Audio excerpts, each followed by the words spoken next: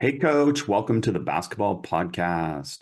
Today, I'm your guest, Chris Oliver, and I wanted to share a little bit of my journey over the last year, particularly around moving to Los Angeles, having a great experience in the Los Angeles area, love it, and some of the challenges that have come up. And I think this is part of the process and part of the journey for me that has been fascinating and frustrating. And I believe there's value in sharing it with you. In addition to that, I'm going to share some practice audio with you, which I'm not sure if that's been done on a podcast before, certainly not on this one, and then talk you through what I'm trying to do and how I'm doing it. I think the one real challenge for coaches when I talk to them at clinics or members of our community who generally, if they dive in, will get it all figured out and have great success and great experience. And particularly the players will have great satisfaction around applying some of these experiential and evidence-based ideas that I share. But a lot of the challenges for coaches who maybe are a little unsure about what I'm talking about when I'm talking about coaching the game while they're playing the game is, what does it actually look like? I had a Division I assistant coach who was in between jobs attend the session that I'm going to talk about. And it was amazing to be able to, one, have him there, and then two, be able to have interactions with him during and after, and to really get his feedback and his views on what we were doing and how we were doing it and get his perspectives on it.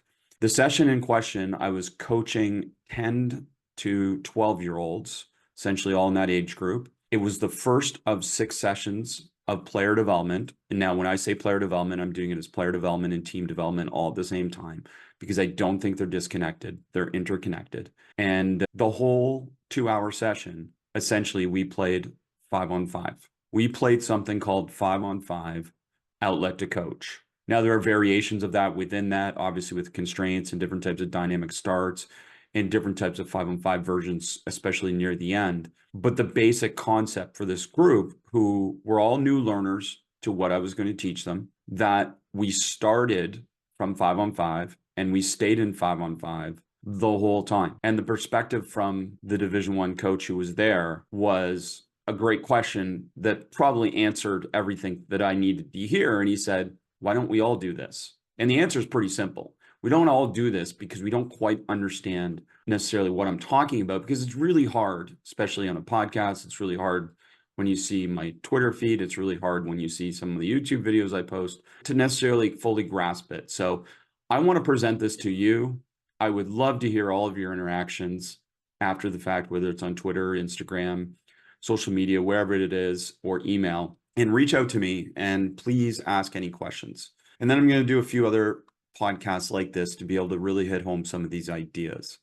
So my journey was moving to Los Angeles for my daughters primarily, and only because we wanted them to have a bigger experience. We're living in Palm Desert, Palm Springs area, which is wonderful as well. I love living there.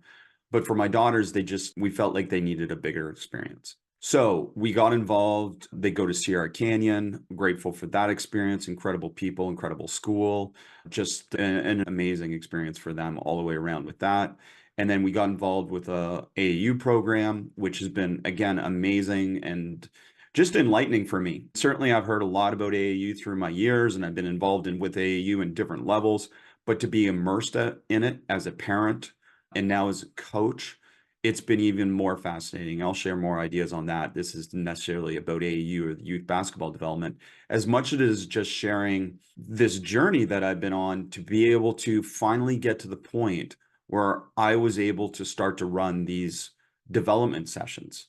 And primarily, most of the players that come are from the AAU program that we're a part of. And I'm grateful for that, certainly their parents in particular saw the need for something a little bit different. And in no way do I sit here in judgment. I'm not that person. And hopefully, if you follow me online, that I'm not here to tell someone they're wrong. I'm not here to tell someone that what they're doing is just idiotic. That's not how I'm approaching it. And I feel for some of you because I don't really know, and that's probably a deeper conversation. I don't really know why others are doing it that way. We don't need to be critical of others, but we do need to be educational, and we do need to be open-minded, and we do need to suspend judgment. and to get beyond some of these historical and cultural norms in coaching. The reality is, 15 years ago, just think about how much humanity has evolved in 15 years, whether it's with technology or understanding of different things, whether it's medical, et cetera, AI. Think about that. And then a lot of us are still coaching the way we did 15 years ago with this stubbornness to say, that's the way we've always done it. It worked for me. And I've seen this. I've seen this certainly with my daughters being coached at different phases of their youth basketball phase, where a coach essentially coaches the way that they were coached. And they're now 40 years old. And that's clearly a very different world. And the way that our players, our young people in particular, consume information is completely differently than the way they did 40 years or 20 years ago when they played. So all those things are factors in this. So I just really want you to approach this from open-mindedness and suspend judgment, the same way that I would when I see somebody do something online that I don't necessarily align with, but I've coached long enough. I've coached for 30 years, and I certainly appreciate other perspectives and other needs for different things. So my hope here is to challenge you to consider making over, consider subtracting, or consider adding some of the things I say to what you do. Now, to start, I'm going to play the clip. So bear with me. It's about a 4-minute clip of audio only. If you'd like to get the video, you can go to basketballimmersion.com/5on5podcast, and you'll be able to watch the video for free. Basketballimmersion.com/5on5podcast, and you'll see the video with the audio. But the key part here is the audio highlights a lot of the things I'm going to talk about. So take a moment, listen to the audio, and then I'm going to come back and talk about all the things that went into this session so that you can get a good understanding of how I started with a 10 to 12-year-old group with 5-on-5, conceptual offense, with a structured, unstructured approach, and conceptual defense in trying to shape their learning with what I now call a whole approach, part only if I need it. And I'll talk more about that after you listen. Enjoy the audio. You understand? Don't skip to 2 if there's no advantage to skip to 2, right? Figure it out. Figure it out. Okay, hold. Let's go down here. Gray set up in 5 spots. Black's up there. Let's go. You're on defense. Go. It's okay. You will make mistakes. This will be messy, but this will help you understand all the things we're trying to develop right now. This is called neutral. Why is this neutral? Because the defense is set, organized, and it's what to what with the ball. He's what to what with the ball. Chest to chest. Chest to chest is neutral. So there's no advantage. So we want to create an advantage. The first thing we're going to do to create an advantage is called dribble at. You are going to dribble at a 5. And if I dribble at you, you're going to cut. Now, cut to the middle of the rim. Why do we want to cut to the rim? We want to cut to what? Anybody remember? Cut to score. You might be open and I pass it to you and you get to score. Go with them. Come with me, Bruce. You're covering me. He cuts to the rim. Anytime we dribble at, that triggers, trigger is a key word, that triggers the weak side corner to flash. Now, why do you not want to come to? Because then you take away her what? Great job adjusting. You knew that right away, even though your instinct was to come. Now, you want to come to a space, not a spot. Come to space, not a spot. Now, if I pass it to her, I have a whole bunch of possibilities. I can cut back to the ball. We call it a get. Go back and get the ball. If Bruce denies me back to the ball, I can cut back door, okay? I can cut, not get the ball, and I can go screen, or I can cut. There's a whole bunch of possibilities. Meanwhile, what has that created? Space. There's a gap somewhere. Now, you don't know where to go, but you can go there, or you can hold your spot. So the other spacing spot right now is what we would call the dunker spot, which is when you cut to the rim and you don't know where to go to the dunker spot. So that's a spot just off of the baseline, slightly off the baseline, but below the backboard. So you create more what? From there, you don't know what's going to happen, but we must run the dribble at. Go back. Good luck. Dribble at. Good. Cut. Press. Hold. Recreate. Hold your corner, Tamari. You're doing the right thing. Hold the corner. Because what are you creating? We dribble at someone. Who does it trigger to come up? The weak side what? Weak side corner. So you're the flash now, press. You're the get. Come, and try and get the ball. Now, we don't want to try and get it outside 3. If we can, we want to try and get it inside 3, pass, And now we want to play off of that. You can come, you can cut. You can't dance. That's the only thing you can't do. Okay, let's go, let's go, let's go. Cut. Tomorrow you stay in the corner. Turnover, go the other way. Let's go, go. Figure it out. You got to dribble at someone. Okay, turnover. Got to run, dribble at. Go black. Got to run, dribble at. Get organized. Go the other way. Go the other way. Go the other way. Good. Dribble at someone. Good. Okay. If the ball comes at you, cut. Good. Cut. And then who's the trigger? Not there. Yeah, that's fine. But you're coming up into there. And then play from there. Start it again. So must run what? Cool. So get organized and run a dribble at. I'm hoping you enjoyed the audio. Again, a little bit different, but it just helps shape the rest of the conversation in the sense now that I can talk a little bit about what you hear. And if you go to basketballimmersion.com/5on5 podcast, you can watch the video. But what I want to start with is that my number one goal in starting with 5-on-5 is that I want to teach the game as a whole. I don't want to disconnect the game yet. Later in the learning process, later in the development process, I will certainly break down a lot of the concepts that they heard. Now, I'll primarily only break them down in terms of offense versus defense. And throughout all 6 sessions, I won't do anything that is on air outside of what I call homework is something at the end of the session where I get the parents on the floor or I engage the parents along with the players and I give them some things, let's say 3 times between your legs, shoot the ball, in and out cross, shoot the ball, and then maybe the roll-ups and then some type of mixing, interleaving of those things. And I show them to the player and the parents, and I talk to them about the fact that this is something they can do in player-led development. So that's something they can go home with. They can work on it on their own. That's player-led development. So I do some on air to be able to shape some of those things that they can work on their own. But when I'm there as a coach, I feel my value is far more important than just doing on-air repetitions. My value is that I can better connect skills and decisions for the players. I want to also say the parents are very much they're very much active participants in this process. I spend a lot of time engaging with the parents before and after, explaining what they're going to see, explaining why they're seeing it, and then educating them about what we're doing and why we're doing it.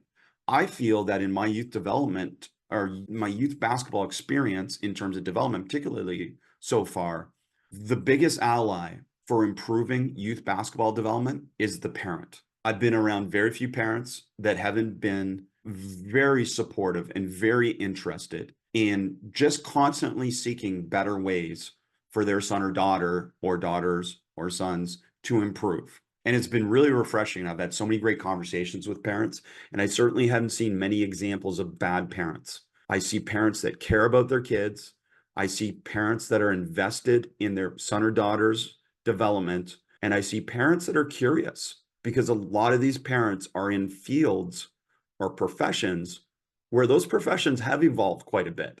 If you think about the medical profession, just say 15 years ago to now, and how much technology and our understanding and new evidence-based researched ideas and different things like that. And I've had conversations with doctors about that. And it's just so fascinating because they tell me the different things that they're doing now that they didn't do even last year, and that they're constantly seeking better ways. And of course, we all want that from our doctor, wouldn't we? We want them to be on the cutting edge. We want them to be using the most modern, most effective approach. We want them to use the most evidence-based approach. And yet, as coaches, we often don't see things that way. Now, some of us are limited with time. Some of us are limited with resources. Some of us are limited with energy. So again, there's no judgment. Anyone that's supporting any basketball experience for young people, I'm all for it. And you're just doing incredible work. And I thank you for all that work. But the fact remains that there are better ways to be able to do things based on the experiential knowledge that I brought to you for 30 years of trying these things and doing these things and failing at some things and throwing them out and doing other things that I keep and say, this really works. It's really effective. This connects for players, and this helps players individually improve and helps their team win. That's beautiful. That's what I want, to constantly find those things. And things aren't helping players individually improve and aren't leading towards team improvement or team success, then I don't want to do those things anymore. So just like that conversation with the doctor, myself as a coach, constantly seeking new ways. And the way that I'm coaching now, even with this group in these sessions is different than the way I coach my college team. It's very different. I approach it a lot differently, particularly around the areas of psychological safety, around making sure that every player feels they belong. I think when I was a college coach, I slanted too much towards being overly competitive, overly intense, and I'm still those things. But I balance it a lot better with a whole bunch of things. So teaching the game for me is not disconnected. We taught out of 5-on-5. And we particularly, just to give you an idea, the drill, as I said, 5-on-5, outlet to coach. The outlet to coach is so that we remove transition. It was alternate possession each time. And then we would use different constraints, things that shape learning, to be able to help the players understand and develop the ideas. The overall concept, let's start with the spacing template. The spacing template was 5 out. So players would go to 5 spacing spots, usually on the perimeter, but they certainly had the possibility to be able to go to the dunker spots or the high posts. But the 5 spacing spots in the 5 out were obviously the corner, the 45, and the top. Very traditional. A lot of us are using it nowadays. The problem with 5 out spacing is clearly that there are single gaps all over the floor. So if one of our main principles of play is spacing, then we need to teach players how to create double gaps to be able to create advantages, and hopefully big advantages, to be able to attack and play basketball. So we gave them a structure, which was the spacing template. The spacing template was 5 out. Now that 5 out, as I said, could evolve into dunker spot, high post. So it's a 4 out, 1 in, which creates a double gap. But intuitively, players didn't do that on their own. So we knew we had to create some type of structure for them to be able to create 5 out. Now, we didn't start that way. We initially, and I do this for all new teaching with all new drills or all new concepts, is that the first thing I do is I teach the drill before I teach the tactics and the technique. So my initial communication to those players was, okay, let's have a gray team, let's have a black team, and then let's have a multicolor team down the far end, and the whites is going to go against the black team. And then we're in transition with the black against the multicolored team. Okay, you're 5 out, that's your spacing, start out of 5 out, outlet to coach, and now let's go. And that was as simple as it was. There was no communication about tactics, principles of play, technique in that first communication. All it was getting them an understanding of the drill. I wanted them to be able to devote cognitive effort to learning the things, whether it's tactics or techniques, that I wanted to shape, rather than worry about the drill at the same time. So all their cognitive effort at first was just focused on learning 5-on-5 and outlet to coach. And it may seem simple, but at 10 to 12, there were certainly some players that struggled with understanding that they had to outlet the ball, that when they converted from defense to offense, they needed to get the ball and get it outletted to the coach, and nobody else is going to do them for them. And little things like that, and little nuances. And it didn't take them long, but there's certainly some hiccups early on, which is beautiful because learning is messy. Learning is messy, and we embrace that. And certainly early on, the whole 5-on-5 play that we saw in those kind of, let's say we went 10 trips back and forth of different teams playing 5-on-5, they were all ugly. Most of them were single gap attacks, and most of them were breaks downs defensively, where the defense was either wrong or lazy, and an advantage was created more out of that than any type of application of a principle of play or a tactic. So that was the initial part. After they understood the 5-on-5 small-sided game or challenge or drill or 5-on-5, whatever you want to call it, after they understood that, then hold, and we brought them in and we taught the principles of play that we wanted to have appear.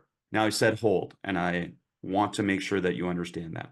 Classroom management is a huge part of my coaching and my environment. I was a teacher by background. My first few years in a classroom, I reflect back on what they taught me in my teaching degree, my teacher's education degree, and my master's degree in education. And I reflect back on that, and I realize how little practical information they actually gave me about teaching in a classroom. And that has shaped a lot of my philosophy and probably my obsession here with making sure that I give you extremely practical information. So the practical classroom information that I didn't know was, how do I make sure that the students in the classroom are on task, meaning there's behaviors that are not taking them off task, whether it's acting out, talking when other people are talking, not actually opening their books or doing their work, whatever it is, all those different things that you can think about as time wasters in the classroom. Or from my perspective, that my teaching time, my talking time, my management time of students was so long that they didn't get enough time to be able to interact with the material. Applying that to a coaching setting, somebody told me this a long time ago, a coaching crime is wasting time. A coaching crime is wasting time. These management strategies help me avoid wasting time. The other thing they help me do is they help me maximize time on task and active learning time. Okay, you can certainly go read, we've got tons of blogs on that on Basketball Immersion, but what that basically means is players learn by doing. They learn by physically practicing, connecting perception and decision and skill execution and feedback on what happened, feedback on results. That process is what leads to learning through retrieval, practice, and retention. So that is the most important part of the process. Throughout a 2-hour practice, I want to maximize the number of repetitions my players get with physical practice, or especially with new learning, perceptual repetitions, where it may be slower learning, but it connects skills and decisions because they are still seeing things in the context of that. You can think about slow learning as walkthrough reps. So what were these classroom management strategies? If you've seen me teach ever, and if you've been on Basketball Immersion, then you know, hold means hold the ball, no extra shots, no extra dribble. So it was actually 17 players in the gym. So 2 teams had subs, and they subbed on their own. I empower players to figure it out on their own. I'm not there to manage those different things. I want to put them in leadership situations where they have to figure it out on their own. So they're responsible for subs. But for me, if they're playing 5-on-5 and I want to teach something, or if I want to make a point, then all I need to do is communicate hold. Hold means hold the ball, no extra dribbles, no extra shots. I've run camps where I have 80 kids in the gym, everyone with a ball doing something, and I'll just shout hold, and then everyone holds the ball. What's the advantage of that? It means that they know what the command means. They know to hold the ball, and I connected for them in saying that you are holding the ball so that I can teach quickly so you can get back into doing what you want to do, which I ask them, what do you want to be doing? And they say, play basketball. So I connect all of our management strategies to the fact that they get to play more basketball. I think that's a really important point. Like every strategy that I do in practice is trying to connect back to the player individually getting better, the team getting better, and obviously them maximizing the number of basketball repetitions they get in a practice. Hold means hold the ball. When I count down, and you'll hear it, 4, 3, 2, 1. Again, I have no idea what's ever going to happen as a consequence when I get to 0. But generally, whenever I count down, players move faster somewhere. So it's really just a hustle prompt. But I use that to be able to encourage players to be able to get somewhere faster. So let's say I hold everyone outside the 3-point line, 4, 3, 2, 1. They're sprinting, they're getting there, or they're jogging, they're getting there. Again, I usually don't get hung up on how fast or how slow, but let's say there is a player that isn't getting in very fast. One time does not make it a problem. One time does not make it a problem, but multiple times makes it a problem. And the first thing I would do in terms of engaging with them would obviously be a mini conversation. Hey, I really want you to improve at basketball. If you're not getting in quickly, then you're not going to get as good as you can get at basketball. And if the behavior obviously proceeds, then clearly we've got to have a communication about the impact on the greater environment that we're trying to create. And environment's so important because clearly my thing in basketball practice is to create an environment for learning, a learning environment, an environment where they can reach beyond their current level by feeling safe and by feeling challenged. And I would say, having observed, let's say I saw 50 different practices, usually kind of college practices this year, but I saw a few high school practices. I would say one of the biggest things that you could add to your practices is just increasing the challenge. I find a lot of practices, players know what they're going to do in advance, whether it's just a memorized drill or it's the same drill they've done before, or it's a drill with no kind of additional things. Let's say we're doing the same one-on-one drill every day. There's different ways to load challenge into that drill by changing the constraints. Or let's say we just add a +1 at the rim. So now it's one-on-one +1 at the rim. Anytime you add extra players, you load challenge in. But I would say that's one of the things that stood out from watching so many practices this year. I think there's a lot more coaches running game-based practices. And I think one of the challenges then is to be able to increase the challenge so that we have this optimal challenge point and engagement for players. Usually players aren't engaged in a practice, not because they're not focused, but because the drill or the activity we're doing in practice is not engaging. And again, it's one of those things before you look at them, look in the mirror, and usually it has something to do with practice design more than it has to do with the individual person in terms of that. So hold the ball, 4, 3, 2, 1, this countdown. And then we usually use recreate. Recreate means go back to the spot where we want to teach from. So say they're in a 5-on-5 situation, a player passed to the wing and then followed their pass right towards the ball with creating no advantage. So it wasn't a cut through, an inside cut. It wasn't a ball screen. It was just literally a cut that took away space. Hold the ball, recreate, and I would say go back to the spot before you pass the ball.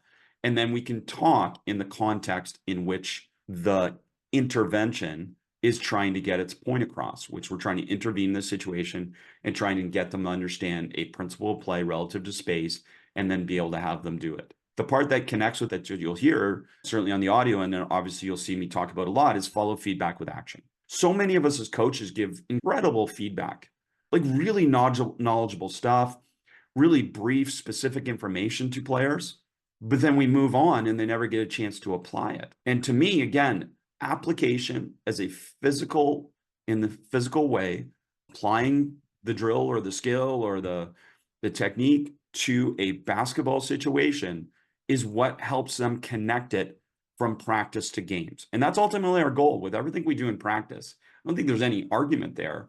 We're trying to practice so that it helps a player play better in the game. So we want transfer from practice to the game. And you think about that, if you heard the term representative practice, so much of the communication about representative practice is just saying, well, why are you doing something in a practice that doesn't happen in a game and doesn't happen in the way you're doing it in a game? Sometimes we're doing it that way because we want to task simplify something. So we might go from, say, we're running a 2-on-2 get drill. They're struggling with the 2-on-2 get timing. So maybe we decouple it or we unload the drill and we go to 2-on-1 or we go to 2-on-0. I'm not saying there's anything wrong with that. I just wouldn't start there. I would always start with the hard first, meaning I want to start with the most complex thing. And that's why we start this whole session out of 5-on-5, because I want to play 2 hours at 5-on-5, because I feel if I do decouple or unload things the next week, they will understand that we're connecting it back to the game situation and what we're doing within that 2-on-2 gets, pass and go back and get it and play out of that live. That's trying to help them be better out of what we call dribble-ats, which I'll talk about in a second. That's the whole point of representative practice, is we're representing the game so that they can be more effective in that. So hold the ball, recreate, and usually I use the word foul. Sometimes I just go to turnover, but foul means there's a mistake, and turnover usually is the consequence of the foul, meaning that somebody didn't apply the constraint. So I'll give you a quick example. Look, a natural and logical consequence in a basketball practice is that if you make a mistake, you lose possession of the ball. It's the simplest one. If you think about an offensive mistake, if you make an offensive mistake, then you lose possession of the ball. That's not an all the time thing, but if we put in a real simple constraint, meaning we must run a dribble at action before it's live, and that's how we shape play out of 5-on-5, is we must do something before something else can happen. And if they don't run the dribble at after that initial learning, then we just say foul and it's a turnover, and that team loses possession of the ball. So the consequence of not doing the thing that we want you to do to help shape your learning for the game is that in that example, you don't get to play offense. We could also have a natural logical consequence of, say, your team goes off, so you're no longer playing basketball. Now, we do a lot of different things where they're very quick transitions, and there's no point where we'll play, say, 5-on-5 for 10 minutes and 5 players are off the floor. And I see that all the time. We either go 5-on, which means a team is always waiting and a team's basically one possession removed from playing basketball, or we'll play some type of trips where we'll start at one end and say the two teams will play multiple trips. So they go one trip at that rim and then they'll go down and back, and we call that 3 trips. So they'll play multiple trips, but only 3 possessions, and then the other team will sub in. So we want to maximize their time on the floor, not off the floor, and we want to maximize their time and their ability to be able to connect the things that we're talking about. So all those things came into play in this situation. So we said already, We let them play the game and figure it out. So the first time we taught the 5-on-5, just the structure, get to the spacing spots, and now play whatever happens. I'm not stopping. I'm not coaching. They figure out the drill. And then I brought them in and I actually started with teaching conceptual defense. Why did I start with defense? To improve your offense, we need to improve our defense. And I felt that just by teaching a few simple things, and basketball is a game of opposites, so there's a benefit to this beyond that, which means that we're connecting offense at the same time we're connecting defense. And that's why I always like to teach with offense and defense on the floor. We tend to do this defensively where we almost never teach a defensive situation without the offense being on the floor. But for some reason, when I watch practices, I see almost all offensive situations being first taught on air without the defense. But when you teach the defense, you usually have your offense on the floor and you're walking through the situation at first. There's very little on-air defense. So I don't know why it's okay to just go constantly on-air offense. And again, I'm not anti on-air offense. 5-on-0 is okay with me. 5-on-0 leads to the structure. So if players are struggling with the structure, you can give them 5-on-0 to be able to help memorize and learn the structure. But once they know the structure, we want everything to go unstructured. So the only way I would use 5-on-0 is this. We play 5-on-5. They're struggling with it. Okay, get to a rim, 5-on-0, probably like a minute or 2 minutes. And then we would come back to the 5-on-5. Because ultimately, no matter how good we get in 5-on-0, the challenge is obviously playing against an opponent and playing with your teammates versus an opponent that is actively trying to stop you from doing what you're doing. The 5-on-0 can provide them some freedom in memorizing and understanding the pattern or the structure, but it's certainly not the solution.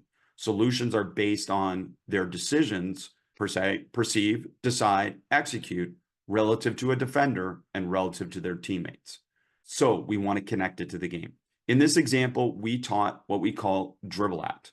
So we had 5 players on offense, 5 players on defense, and the other group was in half court watching. We walked through what dribble at, which is a really simple concept. When the ball's in the middle of the floor, for example, dribble at the 45, that 45 cuts to the basket, and that triggers the weak side corner to flash into space, not a spot. We cut to space, not to spots, because we can't tell them exactly where the space is going to be. And that connects to principles of play. Again, I'll talk about those in a second. But that concept, so dribble at is very simple at a 5-out. And we have an in-depth breakdown of dribble at and all the different nuances that in Basketball Immersion membership community. I used it extensively as a lag-free transition from the 2 side into conceptual offense. And we run the dribble at simply because we often ran 2 side into 5-out spacing, which didn't create single gaps. So dribble at immediately allows us to be able to create double gaps because we cut a player to the basket and then we can create space from there, but we can also have someone flash into what we call them quicks, but they're now called gets, obviously extensively throughout basketball, and we would run gets out of that action. Now, at no point do we have to run any of that. And that was one of the beautiful things about working with this really young group and starting with them with these concepts very early, is that we frame it for them as saying, hey, listen, we're giving you a structure from which you can understand spacing. The structure is not the decision. Basketball decisions supersede basketball plays. So yeah, we gave them a structure. You can call it a play if you want, dribble at, although it's a little bit more conceptual and free than a specific spot-to-spot play. And I love plays, by the way. I'm not anti-plays. But any play we run, even if it was highly structured, we want to run a very specific play to get a very specific person a shot, with almost no exception, if a player has an advantage, and they are a player that is capable of taking advantage of that advantage, then we want them to break the play because the basketball decision supersedes the basketball play. So in this example, we gave them this dribble at structure. Now they must run that. So then we would go back to this 5-on-5 and play 5-on-5 on a dribble at. I skipped ahead a little bit.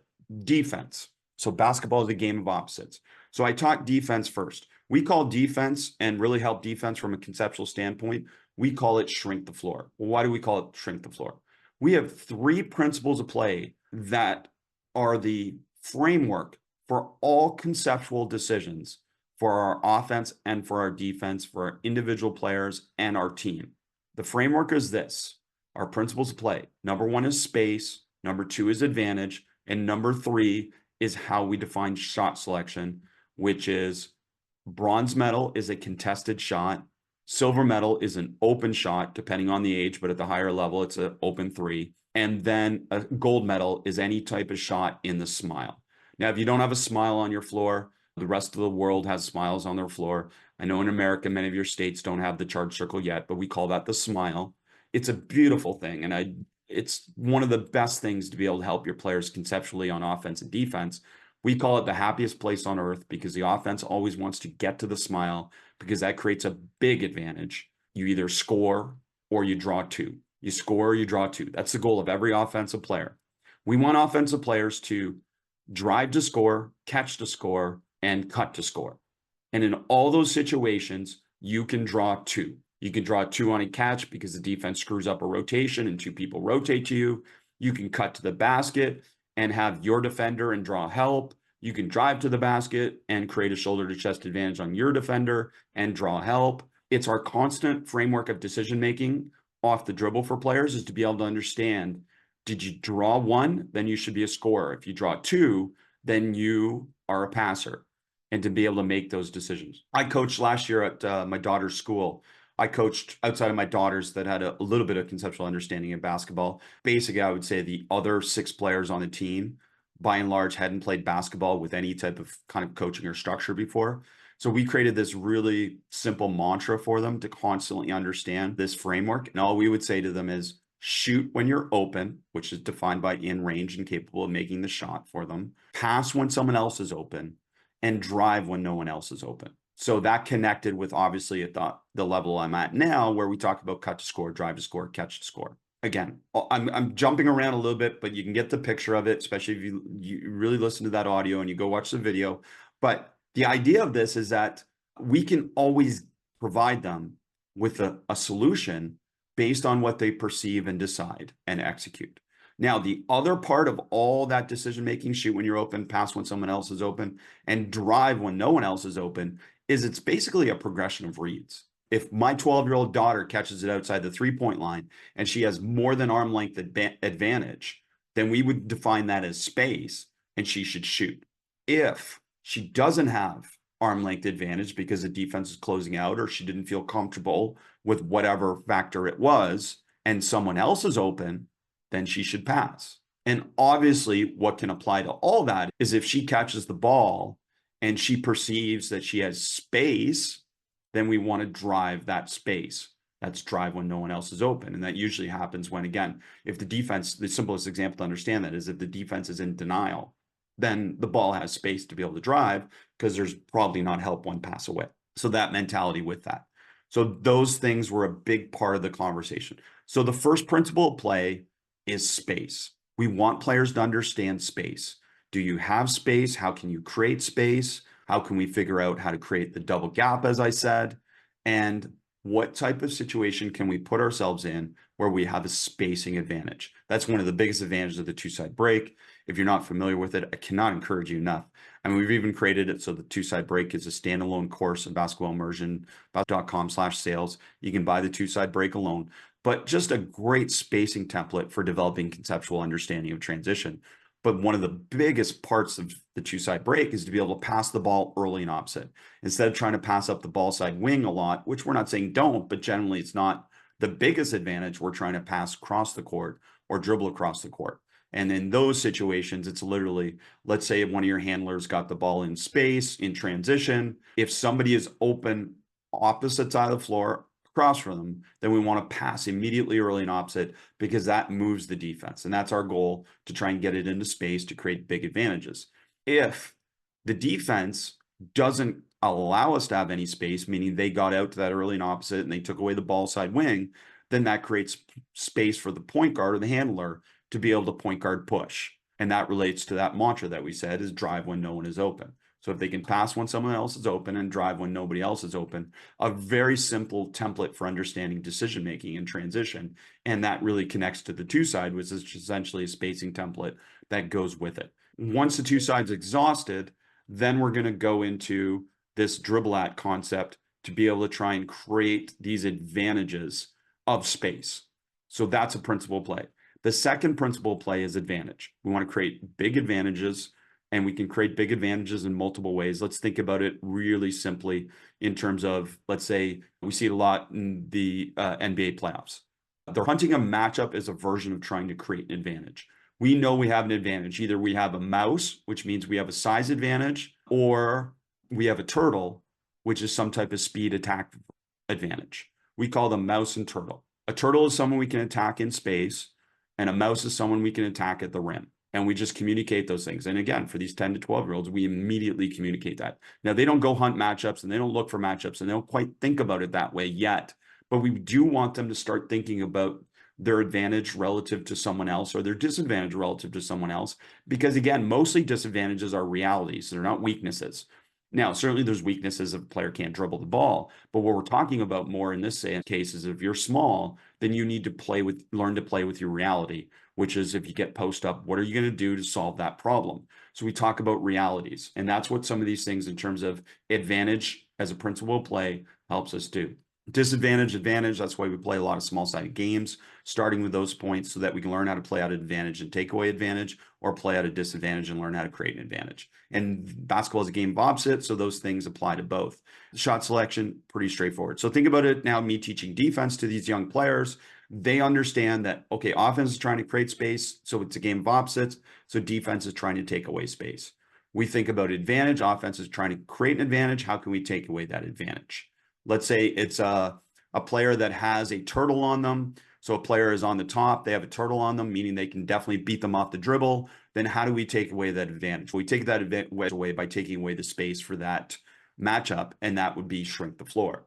Where our players are now, instead of being maybe in denial or maybe being in traditional help positioning, we would actually shrink more. And not to give away my AAU secrets, we actually have something where we've defined it as paint, where we literally play against some players that just are drivers and don't shoot. And all we say to all our players, we're in player-to-player defense, we're not in a zone, but we just tell our players, let's go paint. Everyone else is in the paint when this player has the ball, because literally we're challenging them to be able to kick out the ball. Now, we can always modify that and say, we're paint except on number 10. Number 10, we're out on because they're the one shooter. So we can constantly modify. And this is our conceptual approach to defenses. I don't necessarily teach a defensive system. I just teach defensive concepts. And sometimes that's lost. We always think about conceptual offense, but conceptual defense is somewhat easy to teach, because those principles plays are opposites. If you think about shot selection, offense wants to score in the smile, what we'd call a gold medal,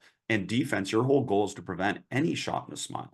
So we're going to always gear our defense towards not letting someone get to the smile. Our second choice is to eliminate any silver medal shots. So we don't want to allow any open shots. That means we want to contest, we want to rotate and contest. And our preference is that every player on our opponent's team shoots bronze medals, meaning they shoot some type of contested shot, or no medals. You could also go to no medals. I've done that with certain players and certain teams to be able to exaggerate it. Incidentally, another huge part of the teaching process is exaggerating. And we would exaggerate it for certain players and just say, hey, listen, you're a no medal shooter. Like I would love to get you to a bronze medal shooter, but you're a no medal shooter, meaning you take a lot of off the dribble contested shots, and getting them to understand that doesn't help them. And that's the bottom line. Most behavior change has to do with it just doesn't help you. Why are you doing this behavior? It doesn't help you. And inherently bring it back to them in a selfish way and saying, you want to be a good player, then why are you doing something that doesn't help you? Because I'm not trying to hurt you. I'm just trying to help you understand. And I think anyone that's studied some of the shot selection stuff around threes and layups and pull-ups certainly understands that a lot of coaches teach it in that context. We're just trying to help you be more effective and more efficient. So we certainly bring that up for players and educate them about that. So they have those principles of play. I taught defense, so they understand defense. We only taught really essentially shrink the floor, and then understanding positioning relative to the ball, which we all know. But we talk about it in terms of this. We talk about any player on the floor needs to know who's your check and what's your responsibility. So if the ball is on top in the 5 out, the player covering the ball knows their check, and they know their responsibility because it's relative to forcing the ball where there is less space. So we want to force the ball into less space. So let's say there's a high post and the ball's on the wing. Even if our philosophy was to force baseline, we would always change our philosophy anytime there's a high post and force the ball towards the high post. Why? Because there's less space. We want to force the ball to less space. So we'll constantly communicate to players about that, about defensively, just understanding that. Now, there's some more nuances to that, which is weak hand, strong hand. Certainly telling players, for example, my one daughter's left-handed. So I'll go to certain players and say, who are covering her constantly throughout, say, the 5-on-5, and just say, look, you know she's left-handed. Don't let her go left. That's great. It's great for the defenders to start to conceptualize that. It's also really good for my daughters to start to figure out different things. And she's certainly adapted over time because I've done that enough. But that's really the way to be able to shape offense, is to be able to constrain the defense and to go to the defense and say, hey, listen, we're forcing everything left hand. Then you're constraining the defense to be able to help them shape the offense. And that's a big part of kind of these things. So for me, getting them to understand the defense, and then we played 5-on-5, outlet to coach again, 5-on-5. And then we stopped it after, let's say, 10 possessions again. I don't know, remember the exact number. And then we taught dribble at as a structure. Okay, here's dribble at. And then we created the constraint where they must run the dribble at. So every time they outlet the ball to the coach, we must run a dribble at. Immediately, this is a huge problem in youth basketball development. We know already on a team, there's one person that's a point guard, and then the other players do this and this. I will not run any type of youth practice or youth development situation where every single time we don't rotate who plays point and who plays different positions. If we're really talking about developing a holistic basketball player, then we want them to do that. Because I've seen that, because I've seen it particularly with my youngest daughter, where she got stuck being someone who runs to corners in a 4-out offense. Great offense. Everything was good in terms of that. But she got stuck, especially in her first few months, where she didn't necessarily advocate for herself. And I certainly wasn't going to step in yet and do anything, but where she got stuck just going to the same spots all the time. That's not development. That's learning a system. If we're talking about development, we want them to be able to play in every spot in every way. And who's to say that my tall young daughter isn't going to be a point guard when she's older? We don't know. So we really try and conceptualize for all players that you are a basketball player, not a position, and that we want every single one of you to think of yourselves as someone who can shoot, pass, and handle. Now, there are limitations on that, clearly, because some players haven't worked on their game, haven't player-led themselves. That's a different story. We can get into that a different day, but we certainly want to challenge them to be able to develop their game so they can do multiple things. But within the scope of these 5-on-5 practices, we have a different player handle the ball all their time. We're not team specific. We're player development specific within a team concept. And that's probably a good blueprint for a lot of you in your off seasons, is to have players play in multiple spots in different spots. Because again, one player tends to dominate the ball. Other players don't get a chance to be able to problem solve. And regardless of whether you go back to this template where you're the point guard and you're the ball screener and you're the shooter, that's all good for the season when you're trying to win games. But in the off season, give them a chance to be able to be problem solvers and try and figure some things out. And that's always advantageous in that way. So we went whole, 5-on-5 the whole time. We didn't change anything relative to that. The only thing we changed is the constraints. So we went from free play, where all they had to do is fill the spacing spots. We went into basically them having to now run dribble at. And then within that, the only thing that we coached as a turnover or a foul was when they didn't run a dribble at. So if they didn't run a dribble at, they lost possession of the ball. Now, the beautiful thing about principles of play is it really frees you up as a coach, that I'm not coaching 100 different things within the 5-on-5. I'm generally coaching the situations like, did you have space? Where can you find space? Did you take away space on defense? And I use questions a lot in my coaching because I want to engage players and I want them to be mindful and not mindless. So I spend a lot of time in getting them to be able to engage with the material, interact with the material, both physically and mentally, by asking questions and obviously having them be a lot of game-based play. So our principles of play are the things that I focus on coaching enough. So after they played for a little bit, literally we could play 5-on-5, and all I would need to call out each time was whether it was a bronze medal, silver medal, or gold medal. And generally, I really want to call out, especially regardless of whether the shot went in, I want to call out silver medal and I want to call out gold medal. Those are the things that we want replicated. So we want to make sure that we positively reinforce the things we want to have happen again and again. And sometimes that might mean I stop it and I say, hey, really outstanding example of running dribble at to create space, drove the ball, we drew two, we passed it, and we created a silver medal shot. I want to acknowledge those things. I want to notice those things so we normalize those things. And you've heard me talk about that hopefully before. I just posted a video on Twitter about that. But this concept of being able to notice things. So I notice something. This is a behavior that we want to have happen. So I'm going to make sure that I notice it so the players replicate it. And then I want to normalize it as saying, hey, this is normal. This is what we're not going to do. You might be thinking about intensity and effort and on-task behaviors and some things like that. I just want to qualify that. I immediately, anytime that I start sessions with player, I will actively find a time early on, maybe in the first 15, 20 minutes, where I will hold, come here, 4, 3, 2, 1. I always bring players in when I want to give them really specific information about something around behavior or something around effort, because I don't want to shout throughout the gym. I want to bring them in and make it intimate. And then I'll say something like, I'm not here to coach effort. And I just call them out on that part right away. I'm not here to coach behavior, and I'm not here to coach effort. My value to you is that I can help you get better at basketball. I'm not your motivator. That's not my job. Your parent's not your motivator. A coach is not your motivator. A teacher's not a motivator. If you want to get better at basketball, that's your responsibility. And really putting a lot of individual responsibility on players to be able to manage that. And I would say that throughout a 3-day camp where I've had 80 kids for 3 days, by and large with me alone in the gym, I would say by and large, I have no behavioral problems, because immediately we will bring attention to that in that way and say, why are you here? You're here to get better at basketball. And by and large, the other reason is because we're playing basketball. Players are not off task generally when they're playing basketball. They're off task when they're doing things that aren't representative of the game, I feel, more often than not, because as I said, it comes back to engagement and just a little bit of lack of focus because they're not engaged. It's not interesting. It's really hard to stay engaged if you're not playing basketball. So this dribble at and the spacing template, those things connect. The defense, the principles of play on offense and defense, those things connect.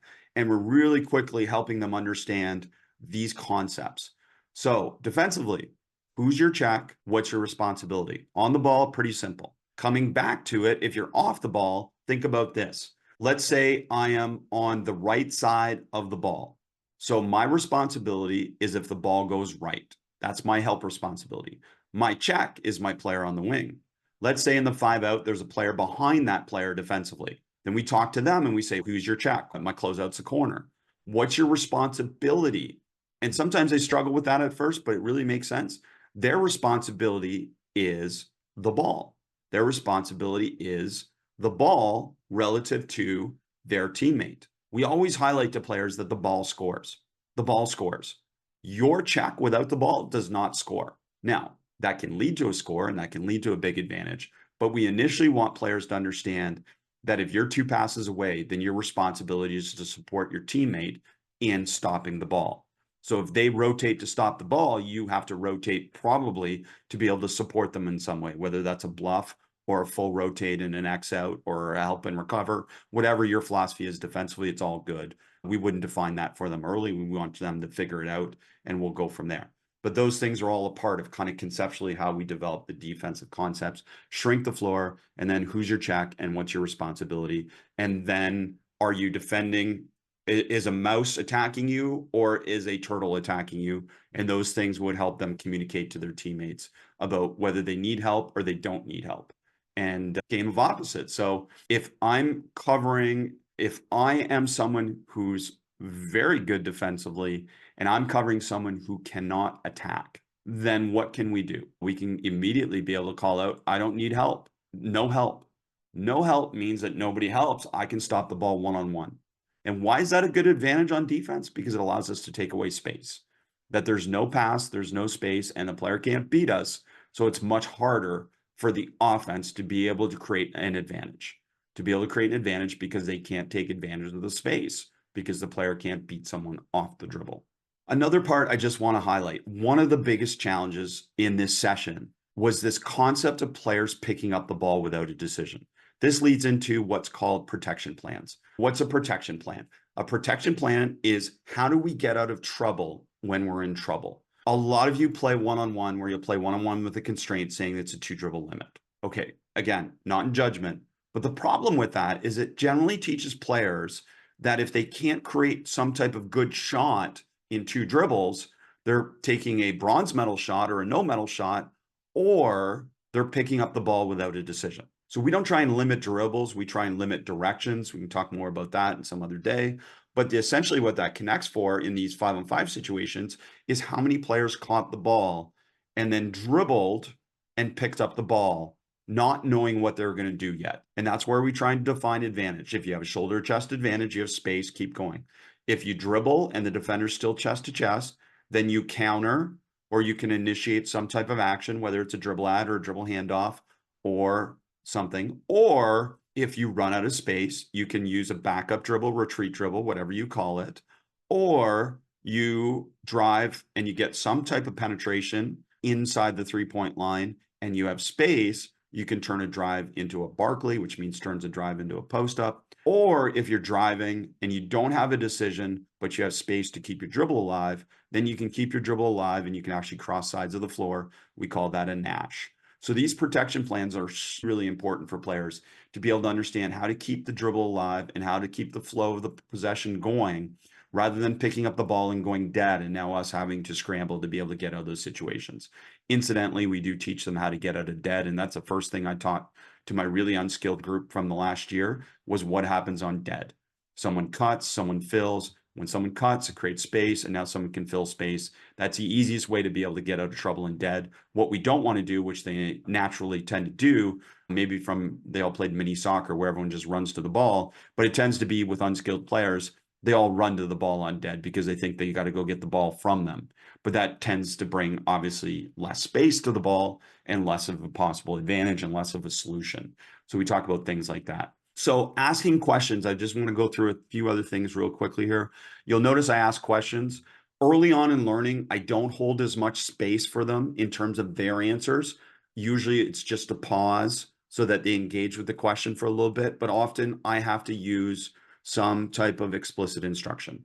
I talk about 3 E's in the way that I approach coaching. First E is environment. I'm trying to create an environment. I've explained that a lot. Exploration is the second E, where I want to give them opportunities to explore without me telling them exactly what to do. Usually that's the initial part, is that we create the environment like we did with the 5-on-5-on-5 outlet to coach. They get a chance to explore, and then I can use explicit instruction where they give them instruction. So in the example I talked about just then, that I do give them more explicit instruction early on in learning so they get a little bit of structure to what they're going to do. So with a question, I might not pause as long and allow them to interact with it as long, but later on in learning, then almost all of my questions become a lot more open-ended in terms of pause and say, what was your solution? What was your thought process? And again, did they make a decision that was wrong, or did they just do something different than what you think they should have done? And I think that's something to constantly reflect on as a coach is, did I correct someone because they're wrong? Or did I correct someone because they just did something different than what I would have done? And that's a big thing to think about as you listen to your feedback. And obviously, I've encouraged many of you to be able to record your practices and just listen to your feedback. So the other part that goes with asking questions that I feel leads to deeper learning is this concept of mini conversations. And there's many examples on this 5-on-5 video that I'll share a little bit more in full at some point beyond just the clip that I gave you. But I have a lot of mini conversations. So now the players know what they're doing. The big picture is I coach the principles of play and the constraint. The little picture is now I go to players and give them a lot more individual attention. I apply the law of biological individuality. I'm not going to coach the whole group on something that I can coach one player on. Now, if say more than 5 people are struggling with the same concept, then probably all of them are struggling with the same concept. So I can hold, recreate, talk about the concept, and then follow feedback with action and go from there. But if it's one player struggling with certain things, then I want to have a lot of mini conversations to be able to help shape them learning. Really specific, really brief, really positive. Hey, great effort, finding space on your cut. Now, where can you get into space and get out of space faster? So we're giving them an example of saying, okay, they did something well, and now what can they do better? That type of value content specific feedback. It's much better than saying good job. And I say good still because those are hustle prompts, but I know it's useless information, especially when I listen to it later. So I have to laugh at myself. I say it too much, but they're hustle prompts. Let's go. Good, good. Let's go. Good. It's just hustle prompts. It really doesn't give them any information. It's not reinforcing anything. It's not improving anything, but it helps create this environment that we want, a little bit of communication and movement and hustle.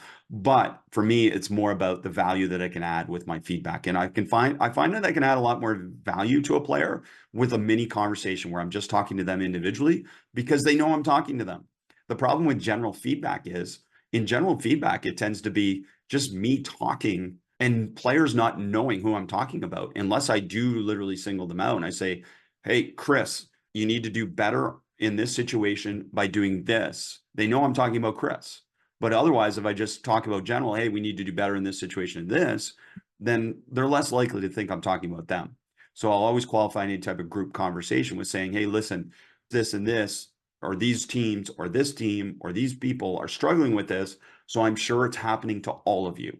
And remember, I've created psychological safety. So players are generally okay with me coaching them because if we connected it to their improvement and our team's improvement, we constantly connected back to that they should be and need to be welcoming of feedback because the goal is for all of us to improve.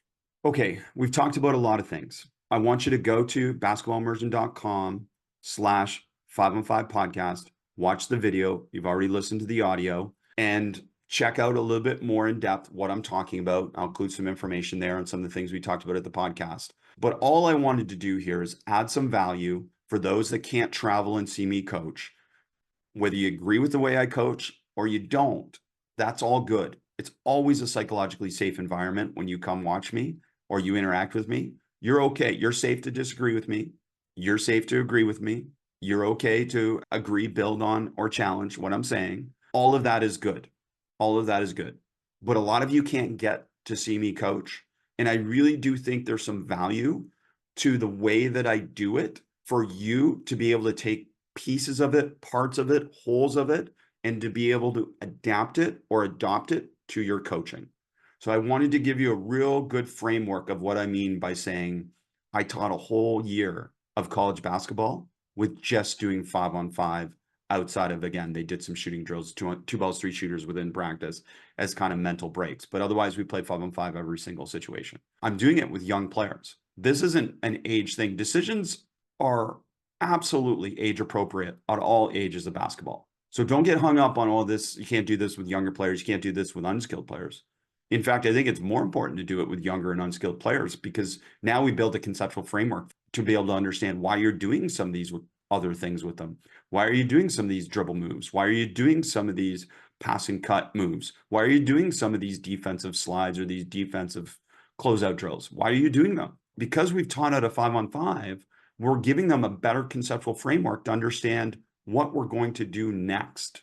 And that's what you would see if you saw me run a camp, you saw me run multiple player development sessions, which I've done throughout the world. You would see me do that, where it's this whole picture.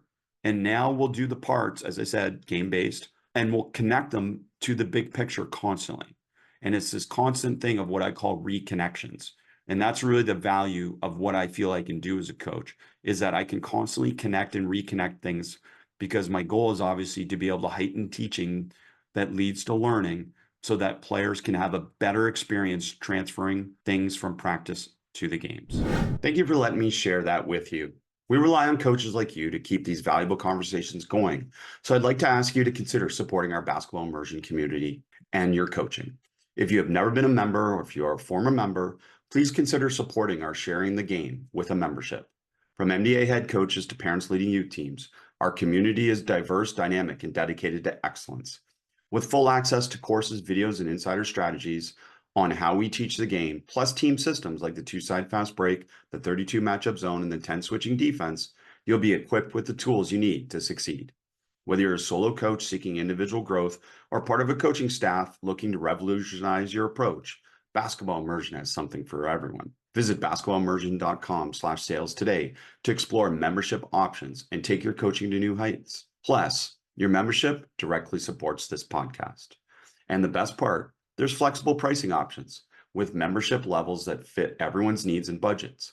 Join our vibrant community of coaches for as low as $33 a month and gain instant access to our entire library of resources. That's hundreds of videos, in-depth courses, and proven drills, all designed to empower you to help your players improve and win more games. I hope you enjoyed this deep dive into my coaching philosophies and practice strategies. Ready to take your coaching to the next level? Head over to basketball.com/sales and explore our membership options and support our podcast and all of our social media sharing. Thanks for listening and keep on coaching.